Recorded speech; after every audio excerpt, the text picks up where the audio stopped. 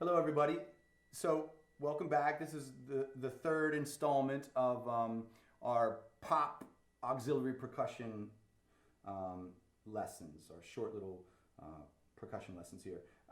Again, Professor Willis, I'm sure, has been working on some orchestral triangle playing with you, and so much artistry involved there in an instrument that's often just um, looked at as something that's so simple or a toy or something, and that's not the case at all. And I've had some conversations with Professor Willis about the differences in terms of what the desired tone is for most orchestral settings versus what's been my experience when I'm playing a triangle overdub, adding triangle to a drum track that I've recorded. Oftentimes the producer or engineer or artist that I'm working with, the sound that they desire is a little different than the orchestral sound. As far as I can tell, there's this sound that has a lot of overtones in it, and when you strike the triangle in that area, that's the more desired orchestral sound. But there's other parts of the triangle that have clearer, more direct sounds with less overtones, and it's been my experience that that's the one. When we audition these sounds, most people are like, yeah, that one, So people whose ear isn't really dialed into orchestral percussion as much, I find myself giving them those kinds of sounds. And the triangle's amazing like that. There's so many places where you can play this instrument and get so many different sounds when you're really listening closely to it. But for our purposes here, we're going to use this sound. So where am I striking? A little down from this top angle there. You see that? And if you look at our PDF, there's just some simple exercises here. Measure 22. We can practice with the metronome playing an accurate downbeat. 1 and 2 and 3 and 4 and let it ring.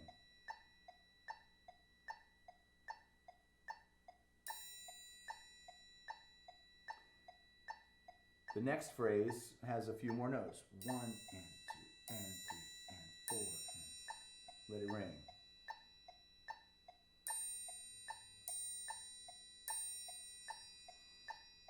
Simple part, but I'm trying to sit it right in the pocket, right in the groove. And then the only other thing we're going to look at today is number 2 here, combinations of open and closed notes. So these are all triangle rhythms that I've used in the past when I've added them to drum set parts that I've recorded, and it's I didn't create these. I've heard them on records throughout my life, So we have some syncopated rhythms and some combinations of open strokes and closed strokes. The open stroke, I just let the triangle ring. The closed stroke, I actually take my hand and squeeze it so I get that kind of sound. So open and closed.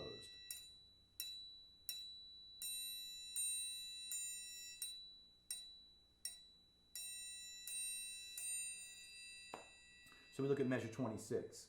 1 and E and 3 and E and 1 and 2 E and 3 and 4 E and. So let's try this at 75 beats per minute.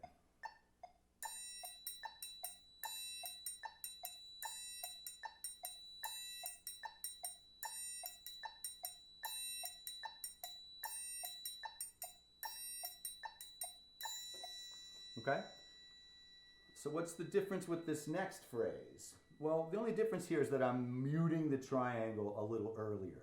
So you notice I wrote in a little M with a note in parenthesis. That's the timing of when I actually squeeze the triangle. So instead of 1 and muting right at the same time when I play the first closed note, 1 and E and 3 and E and.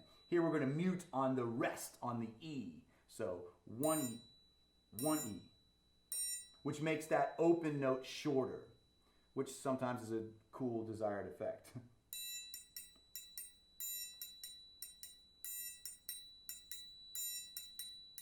As opposed to 26.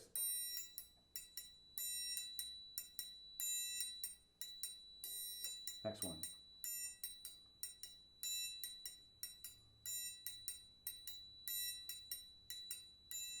So the muting is kind of part of the rhythm.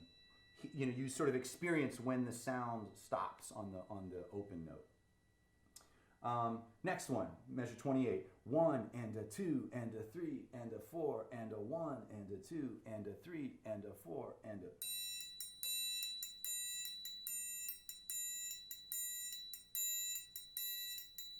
Let's hear that with metronome. Ready, and go, and...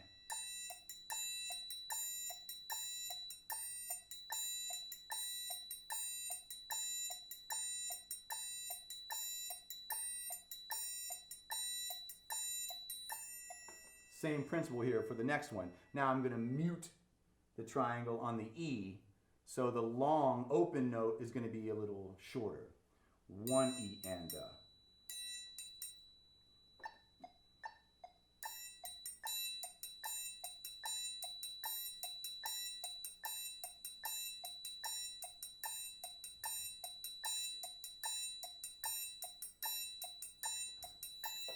Slightly different feel there, slightly different vibe.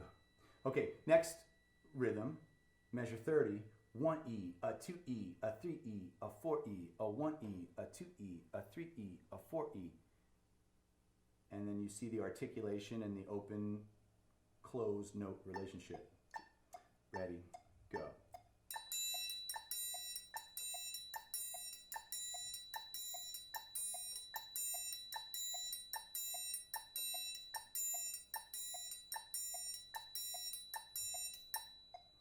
Listen to that without the metronome.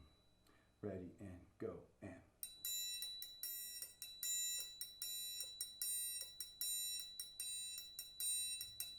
By itself, without any context, it's easy to turn that rhythm around in your mind and hear the open note as the downbeat, but the open notes are on the E's. 1 E, a 2 E, a 3 E, a 4 E, a 1. So same principle for this earlier muting where I actually squeeze the triangle a little earlier. So now our squeeze happens on the ands there, you see.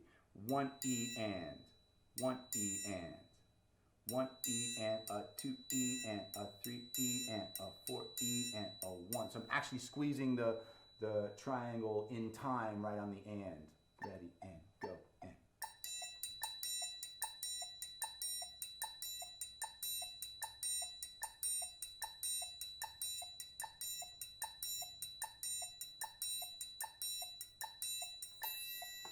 Which again is just a little different feel. Okay, practice these rhythms with the metronome and spend some time finding the sweet spot on the triangle. Find the sound that you prefer, the sound that you like, and be able to manipulate the triangle in these different ways. Send me videos if you want. If you're working on this stuff and it's feeling good and you want to show me your progress, feel free to email me a video or email me any questions. Have a great rest of the day. I'll see you next time. Thanks.